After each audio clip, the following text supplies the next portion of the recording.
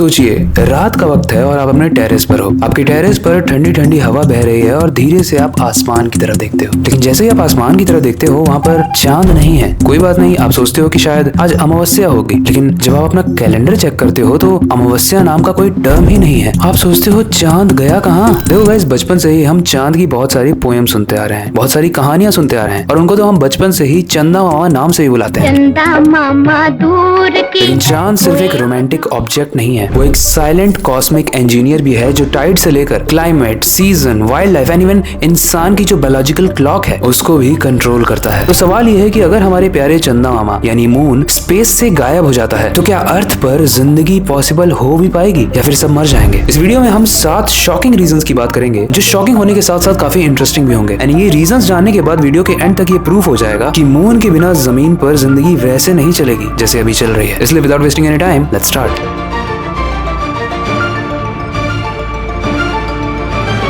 Chapter 1 है coastal life crisis.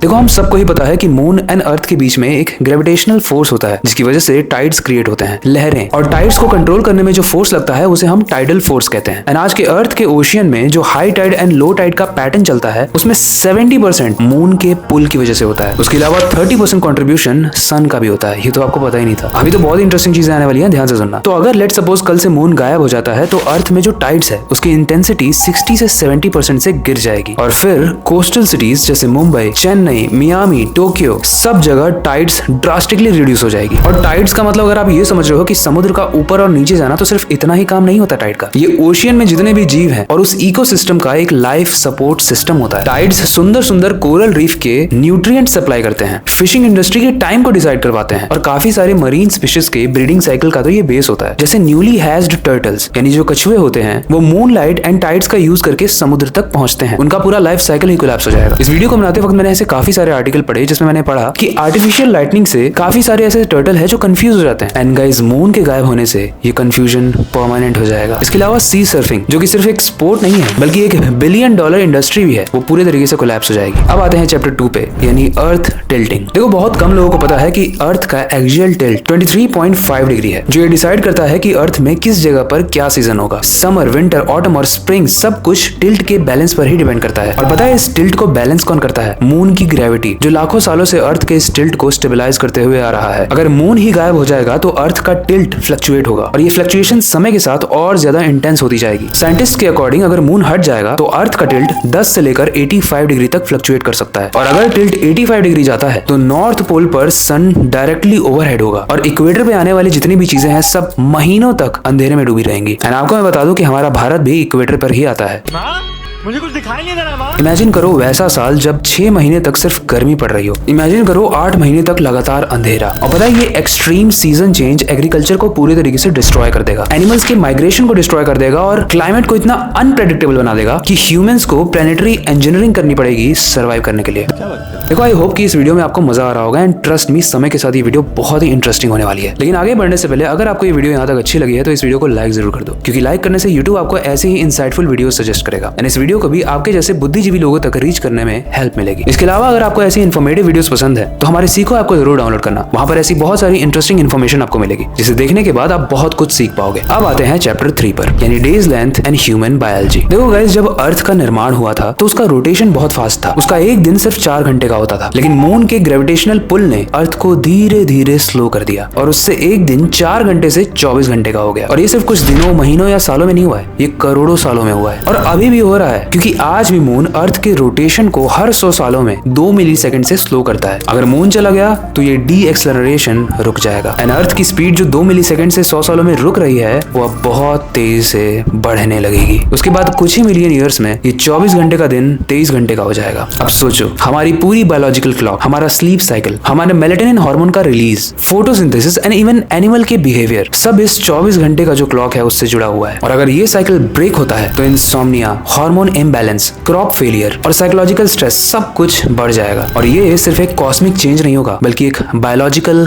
Chaos भी होगा। अब आते हैं चैप्टर 4 पर, नॉक्टर्नल वाइल्ड लाइफ कोलैप्स। देखो, लाखों सालों से काफी सारे वाइल्ड एनिमल्स मून लाइट का यूज करके नेविगेट करते हैं। जो मॉथ्स होते हैं वो मून की रोशनी से डायरेक्शन को डिटेक्ट करते हैं। आउल्स ऑल्स यानी उल्लू और वैसे ही नाइट प्रेडेटर्स जो होते हैं वो मून की रोशनी में ही हंट करते हैं। टर्टल्स जैसा कि मैंने बताया वो मून की तरफ ही क्रॉल करते हैं ताकि वो समुद्र तक पहुंच पाए, और अगर मून गायब हो गया तो सदियों से इवॉल्व हुआ उनका ये जो सिस्टम है ये कोलैप्स हो जाएगा। और वैसे ही इंसानों ने हर जगह आर्टिफिशियल लाइटनिंग कर रखी है जिसकी वजह से इकोसिस्टम ऑलरेडी डिस्टर्ब्ड है, और जब ये नेचुरल लाइट पूरे तरीके से गायब हो जाएगी तो सबसे पहले नाइट बेस्ड इकोसिस्टम कोलैप्स होंगे और यही डोमिनो इफेक्ट फूड चेन तक पहुंच जाएगा। एंड आई एम श्योर कि अभी तक जो मून आपको पोएट्री का पार्ट लगता होगा, अब आपको ये समझ में आ रहा होगा कि ये नेचर का नेविगेशन सिस्टम है, ये नेचर का नेचुरल जीपीएस है। अब आते हैं चैप्टर 5 पे, लॉस ऑफ जियोलॉजिकल आर्काइव। देखो आज हमारे पास अर्थ की जितनी भी अर्ली इन्फॉर्मेशन है वो सब कुछ मून की वजह से पॉसिबल हो पाया है। अर्थ पर टेक्टोनिक एक्टिविटी होती रहती है जिसकी वजह से पुरानी रॉक्स डिस्ट्रॉय हो जाती हैं, लेकिन मून जियोलॉजिकली इनएक्टिव है, इसलिए वहां पर जितने भी रॉक्स हैं वो बिलियन ऑफ ईयर्स से प्रिजर्व्ड हैं और उसी स्टेट में है। और इंसानों ने जो अपोलो मिशन लॉन्च किया था उसके दौरान मून के रॉक्स को काट कर जो पत्थर लाया गया था उसको स्टडी करने में पता चला कि सोलर सिस्टम में 4.1 से 3.8 बिलियन ईयर्स अगो एक बहुत बड़ा एस्ट्रॉइड बॉम्बार्डमेंट हुआ था। मून के क्रेटर्स एंड सरफेस कंपोजिशन से ये भी पता चलता है कि अर्थ में जो पानी है वो कॉमेट्स एंड एस्ट्रॉइड से ही आया होगा, और अगर मून चला जाता है तो हम सिर्फ अपने एक नेचुरल सैटेलाइट ही नहीं बल्कि अपनी साइंटिफिक मेमोरी भी खो देंगे। अब आते हैं चैप्टर 6 पे, earth systems long term domino effect. देखो मून का एब्सेंस अर्थ के इंटरकनेक्टेड सिस्टम को भी डिस्टर्ब करेगा। ओशन की जो करंट्स होती हैं वो टाइड्स से डायरेक्टली लिंक होती हैं जो क्लाइमेट को रेगुलेट करने में भी हेल्प करती हैं। तो अगर टाइड्स वीक हो जाती हैं तो मौसम का pattern and global heat distribution पूरे तरीके से इंपैक्ट हो जाएगा। जो हमारे पोल्स पर पोलर आइस है वो पूरी तरीके से मेल्ट होने लगेंगी एंड ओशियंस में जो वार्म करंट है उनका बैलेंस भी बिगड़ जाएगा। इसका सीधा असर ग्लोबल टेम्परेचर्स पर पड़ेगा। क्लाइमेट मॉडल्स को अगर देखें तो ये सिंपली सजेस्ट करते हैं कि मून के बिना अर्थ के पोल्स का टेम्परेचर 3 से लेकर 5 डिग्री तक इंक्रीज हो जाएगा। अब ये वाला चेंज सडनली नहीं होगा, 100 सालों में ही होगा, लेकिन 100 सालों में विजिबल होने वाला ये change crops and wild life को अडॉप्ट करने में लगभग 1000 साल लगते हैं। इसीलिए ये एक एक्सटिंक्शन क्राइसिस बनने लगेगा। इसलिए ह्यूमन को हर तरीके से सब कुछ आर्टिफिशियल करना पड़ेगा। Artificial tides, artificial climate system and time regulated habits, जो कि हमारी लाइफ को एक हेल बना देगा। अब आते हैं 7th चैप्टर पे।